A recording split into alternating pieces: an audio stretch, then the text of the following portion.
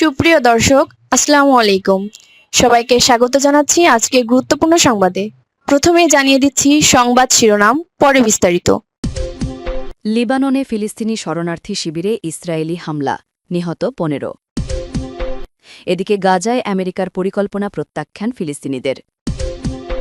এরপর থাকছে গাজা ইস্যুতে ট্রাম্পের প্রস্তাব পাশ, রাশিয়ার সতর্কবার্তা। সর্বশেষ গাজা পুনর্গঠনে জাতিসংঘের পরিকল্পনা প্রত্যাখ্যান করল হামাস।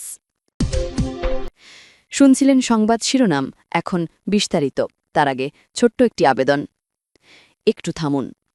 গাজার ধ্বংসস্তূপে যখন শিশুর কান্না থামে না, লেবাননের শরণার্থী শিবিরে যখন নিরীহ মানুষ খুঁজে পায় না বাঁচার পথ, তখন আমাদের নীরবতায় যেন আরও বড় অপরাধ হয়ে দাঁড়ায়। এই সংবাদগুলো শুধু শিরোনাম নয়, প্রতিটি লাইনে লুকিয়ে আছে মানবতার আর্তনাদ। আপনি যদি সত্য জানতে চান, সত্যের পাশে দাঁড়াতে চান, তাহলে আমাদের চ্যানেলকে সাবস্ক্রাইব করুন আর কমেন্টে লিখুন ফিলিস্তিনের জন্য প্রার্থনা, যাতে পৃথিবী জানে আমরা এখনও মানুষ হয়ে বেঁচে আছি। চলুন বেশি কথা না বাড়িয়ে বিস্তারিত জেনে নিই। লেবাননে ফিলিস্তিনি শরণার্থী শিবিরে ইসরায়েলি হামলা, নিহত ১৫। লেবাননের দক্ষিণাঞ্চলে একটি ফিলিস্তিনি শরণার্থী শিবিরে ড্রোন হামলা চালিয়েছে ইসরায়েল।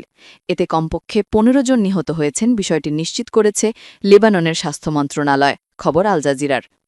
লেবাননের রাষ্ট্রবার্তা সংস্থা এনএনএ জানায়, মঙ্গলবার উপকূলীয় শহর সাইদার কাছে আইন আল হিলুয়ে শরণার্থী শিবিরে একটি মসজিদের পার্কিং লটে থাকা গাড়িতে ড্রোন হামলা চালায় দখলদার ইসরায়েল। এতে ১৩ জন নিহত হন।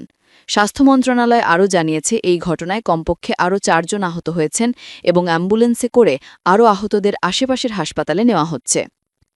ইসরায়েলের দাবি, তারা শিবিরের ভেতরে একটি প্রশিক্ষণ কেন্দ্র থেকে তৎপরতা চালানো হামাস সদস্যদের লক্ষ্য করে হামলা চালিয়েছে।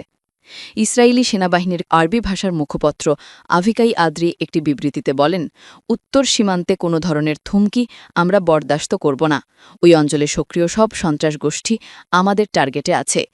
লেবাননে হামাসের উপস্থিতি গড়ে তোলার চেষ্টায় এবং আমাদের নিরাপত্তাকে হুমকির মুখে ফেলার যে কোনো তৎপরতার বিরুদ্ধে আমরা শক্ত হাতে ব্যবস্থা নেব। ইসরায়েলের এ দাবি প্রত্যাখ্যান করে হামাস বলেছে, শিবিরের ভেতরে তাদের কোনো প্রশিক্ষণ কেন্দ্র নেই।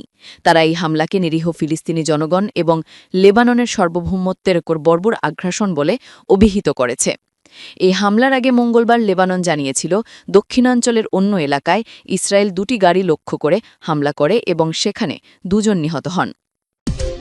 একে গাজায় আমেরিকার পরিকল্পনার প্রত্যাখ্যান ফিলিস্তিনিদের।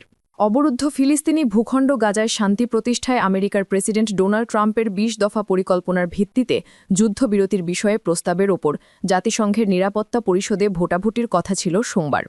তবে ভোটাভুটির আগে ফিলিস্তিনিদের পক্ষ থেকে এ প্রস্তাবকে ঔপনিবেশিক পরিকল্পনা বলে প্রত্যাখ্যান করা হয়েছে। রোববার national commission for Palestinian popular action এক বিবৃতিতে জানায়, গাজার শাসনের জন্য উপত্যকার বাইরে থেকে যে অন্তর্কালীন প্রশাসন চাপিয়ে দিতে চাচ্ছে তা প্রকারান্তরে এক ধরনের নতুন উপনিবেশবাদ।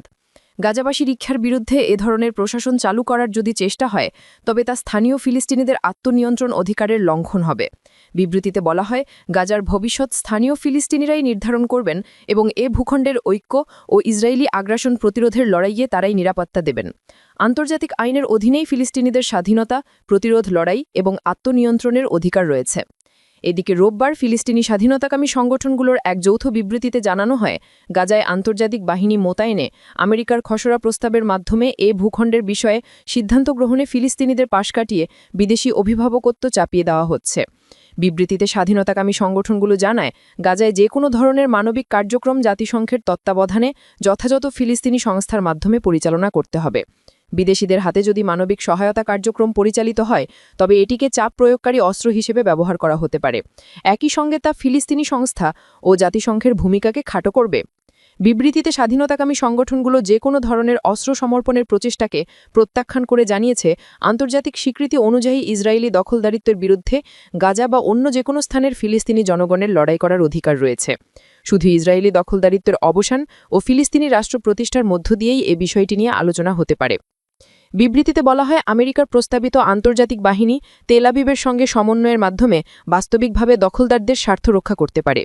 যদি কোনো আন্তর্জাতিক মিশন প্রতিষ্ঠিত হয় তবে তাদের অবশ্যই আনুষ্ঠানিক ফিলিস্তিনি সংস্থাগুলোর সঙ্গে সমন্বয় করে বেসামরিক লোকদের সুরক্ষা, ত্রাণ সহায়তা নিশ্চিত করার দায়িত্ব পালন করতে হবে। গাজায় শান্তি রক্ষায় জাতিসংঘের নিরাপত্তা পরিষদে উত্থাপিত আমেরিকার খসড়া প্রস্তাবের মধ্যে উপত্যকাটিতে বেসামরিক প্রশাসন প্রতিষ্ঠা, ত্রাণ সহায়তা প্রদান, পুনর্নির্মাণ কাজ শুরু ও অর্থনৈতিক পুনরুদ্ধারের বিষয় যুক্ত রয়েছে। সমালোচকরা বলছেন, গাজায় গণহত্যাকে স্বাভাবিকীকরণ ও বিদেশি শাসন চাপিয়ে দিতেই এ পরিকল্পনা করা হয়েছে। এরই মধ্যে যুদ্ধবিরতি সত্ত্বেও গাজায় হামলা অব্যাহত রেখেছে ইসরায়েলি সামরিক বাহিনী। সোমবার উত্তর গাজার বাইত লাহায়ায় ড্রোন হামলায় একজন নিহত হয়েছেন। এছাড়া গাজা শহরের সুজেইয়া মহল্লায় ড্রোন হামলায় আরেক শিশু নিহত হয়েছে। আগের দিন রোববার গাজায় ইসরায়েলি হামলায় ৩ জন নিহত হয়েছেন।